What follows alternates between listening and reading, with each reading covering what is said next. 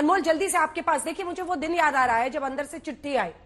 केजरीवाल जी ने कहा कि 15 अगस्त को आप आतिशी को तिरंगा लहराने दें, और एलजी की तरफ से कैलाश गहलोत जी का नाम आगे किया गया, तो एक कॉन्फ्लिक्ट वहां दिखा। अब तो ऐसा माना जा रहा है, अभी इसकी पुष्टि नहीं है, अभी हमारे रिपोर्टर्स और सबसे बातचीत में ही लग रहा है कि आतिशी को अगला मुख्यमंत्री बनाया जा सकता है। सबसे ज्यादा भरोसा अभी फिलहाल अरविंद केजरीवाल उन्हीं पर करते हुए नजर आ रहे हैं। क्या खबर निकल रही है एलजी दफ्तर से? अंजना, इस समय मैं आपको अपने पीछे तस्वीरों में दिखाना चाहूंगा। मैं उपराज्यपाल का जो सचिवालय है उसके बाहर खड़ा हूं। हालांकि यहाँ सन्नाटा पसरा हुआ है, पर कुछ ही दिन बाद यहाँ देखा जाएगा कि दिल्ली के मुख्यमंत्री अरविंद केजरीवाल आ सकते हैं, अपना इस्तीफा सौंप सकते हैं और एलजी उनके इस्तीफे को पढ़ेंगे, कारण जानेंगे, रिव्यू करेंगे और फिर उनके इस्तीफे को एक्सेप्ट किया जा सकता है। उससे पहले उन्होंने कहा है 2 दिन में इस्तीफा, 2 दिन बाद, 2 दिन में इस्तीफा देंगे विधायक।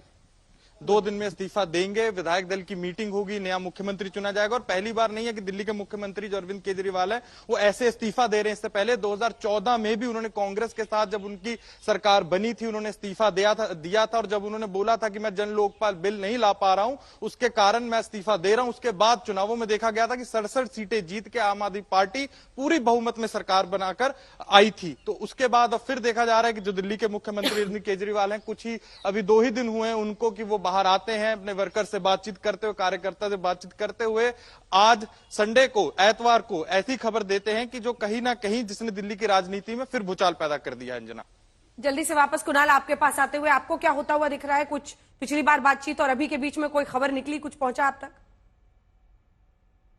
देखिए, बड़ा कीनली सब लोग वॉच कर रहे हैं। एलजी हाउस में भी ये बहुत बात हुई थी हमारी, लेकिन अभी तक कोई बहुत ज्यादा वहां पर कोई एक्शन नहीं है, क्योंकि जाहिर सी बात है इस्तीफा देंगे उसके बाद एलजी हाउस का रोल आता है। लेकिन बात यही है, क्यों इस्तीफा देने की सीधी बात नहीं कर रहे हैं, क्यों अपना कोई उत्तराधिकारी चुनने की बात कर रहे हैं? उसके पीछे भी है, आपको याद होगा 2014 में उन्होंने इस्तीफा दिया था, उत्तराधिकारी नहीं चुना था और उसके बाद 1 साल तक राष्ट्रपति शासन लगा था। देखिए, ये चाह रहे हैं कि इस समय जो सहानुभूति है जेल से बाहर आने की, अपना पद छोड़ने की, उसका फायदा मिले, इसलिए जल्दी से जल्दी चुनाव हो। अगर वो उत्तराधिकारी चुनते नहीं है तो हो सकता है कि दिल्ली में राष्ट्रपति शासन लगाने की अनुशंसा कर दी जाए। दिल्ली एक आज की तारीख में भी केंद्र शासित प्रदेश है, पूर्ण राज्य नहीं है। तो ऐसे में उपराज्यपाल के पास कई सारी पावर्स हैं। तो अगर ऐसे में राष्ट्रपति शासन लगाया जाता है तो 6 महीने तक कम से कम चुनाव टाला जाएगा। फिर ये जो सहानुभूति वाला फैक्टर है वो बहुत ज्यादा डाइल्यूट हो जाएगा, कम हो जाएगा। ये रिस्क नहीं लेना चाहेंगे। तो बहुत सारी गुणा भाग, पॉलिटिकल जोड़ तोड़ हो रही है, कौन बनेगा मुख्यमंत्री, ये भी